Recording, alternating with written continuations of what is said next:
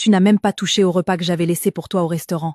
Depuis quand tu refuses la nourriture préparée par ta femme comme ça? Qu'est-ce qui se passe réellement? Oui, on s'est disputé, c'est vrai, mais je t'ai présenté mes excuses sincèrement. Pourtant, tu continues à m'ignorer complètement. Pourquoi tu agis de cette manière? S'il te plaît, j'ai besoin d'être seul un moment. J'ai l'impression que tu n'as plus vraiment de considération pour moi. Ce n'était qu'une dispute pourtant. Toi aussi tu m'as dit des paroles blessantes, mais je t'ai pardonné immédiatement. Alors pourquoi tu continues à me punir comme ça? Ça fait déjà 3 jours depuis cette histoire et rien n'a changé. Quel mari garde autant de rancœur aussi longtemps? Tu recommences encore. S'il te plaît, je veux juste me reposer maintenant. Je veux dormir. Arrête cette discussion pour ce soir. On ne peut pas continuer notre mariage avec ce genre de silence pour chaque petit problème. Pourquoi est-ce que ça te prend autant de temps pour passer à autre chose? Franchement, cette attitude me fait souffrir. Quand tu auras fini de parler sans arrêt, laisse-moi enfin me reposer. Je ne veux plus continuer cette conversation. Donc maintenant, parler de nos problèmes t'agace à ce point? Écoute la manière dont tu t'adresses à ta propre femme. Tout ce que je veux dans ce mariage, c'est retrouver la paix. Mais la façon dont tu me traites en ce moment me brise le cœur petit à petit.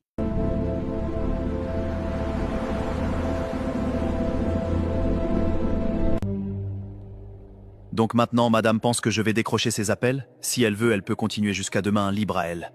Je ne répondrai pas. Je vais lui prouver que je peux très bien rester seul sans elle. Je ne suis plus un enfant. Avant même de la rencontrer, j'ai survécu 9 mois dans le ventre de ma mère sans parler à personne.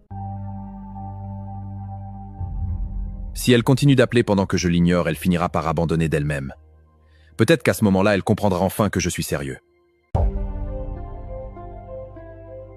Et ce soir, je ne toucherai même pas au repas qu'elle a préparé. Il faut qu'elle réalise que je ne plaisante pas cette fois. Allô Blaise, où est-ce que tu es en ce moment? C'est Marie, la meilleure amie de Nadège. Dis-moi où tu te trouves. Pourquoi tu cries comme ça? Calme-toi un peu et parle clairement. Qu'est-ce qui se passe exactement?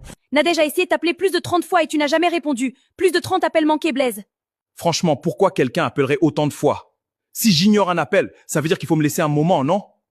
Ta femme est dans un état très préoccupant actuellement. Elle essayait juste de te joindre pour que tu rentres la conduire à l'hôpital. Tu dois venir immédiatement à l'hôpital Saint-Honoré. Son état est vraiment sérieux. S'il te plaît, ne perds pas de temps. Dans un état critique? Qu'est-ce qui lui est arrivé? Ma femme, Nadège, est à l'hôpital? D'accord, s'il te plaît, reste près d'elle. Ne la laisse pas seule, j'arrive tout de suite. Votre épouse a subi une grave complication cardiaque accompagnée d'une crise qui l'a fait perdre connaissance. Son état est actuellement très préoccupant.